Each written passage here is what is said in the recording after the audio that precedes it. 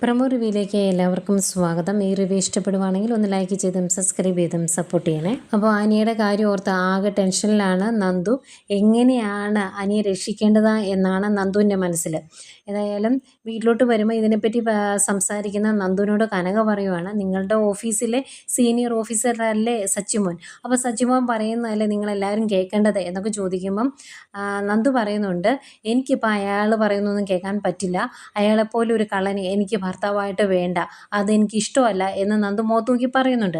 പക്ഷെ അവർക്ക് സച്ചിമോൻ എന്ന് പറഞ്ഞാൽ ഭയങ്കര ഇഷ്ടമായതുകൊണ്ട് സമ്മതിക്കത്തില്ല. ഏതായാലും ഇതിനിടയ്ക്ക് നമ്മുടെ ദേവയാനി വക്കീലിനെ പോയി കാണുന്നുണ്ട്. എന്നിട്ട് വക്കീലിനോട് പറയുന്നുണ്ട്, എങ്ങനെയെങ്കിലും അനിയെ രക്ഷിക്കണം, അതിന് എന്ത് കോംപ്രമൈസിനും ഞങ്ങൾ തയ്യാറാണ്, എത്ര കോടി വേണമെങ്കിലും ഞങ്ങൾ തരാം, 1-2 കോടി വേണമെങ്കിലും തരാം എന്ന് പറയുമ്പം വക്കീൽ പറയുന്നുണ്ട്, അങ്ങനെ 1 കോടിയിലും 2 കോടിയിലും ഒന്നും കാര്യങ്ങൾ നിൽക്കുകയില്ല, കുറഞ്ഞത് ഒരു 10 കോടിയെങ്കിലും കൊടുക്കണമെന്ന് പറയുമ്പം ദേവയാനി തന്നെ ഞെട്ടിപ്പോവുക കേട്ടോ. പിന്നീട് ആദർശിനെയും കാണിക്കുന്നുണ്ട്. ആദർശ് ഇതെല്ലാം അറിഞ്ഞിട്ടായിരിക്കണം. ആദർശ് പറയുവാണ്, നമ്മുടെ കയ്യിൽ നിന്ന് കോമ്പൻസേഷനായിട്ട് കോടികൾ കിട്ടിയിട്ട് വേണം അവർക്ക് മകളെ വേറെ നല്ല കുടുംബത്തിലേക്ക് കെട്ടിച്ചയക്കാൻ. അവിടെയും പോയി ഇത് തന്നെ നടക്കും, അവിടെയും പോയി ബഹളം വയ്ക്കും, വഴക്കുണ്ടാക്കും, അവിടുന്ന് വിവാഹമോചനം നേടുകയും കോമ്പൻസേഷൻ മേടിക്കുകയും ചെയ്യും.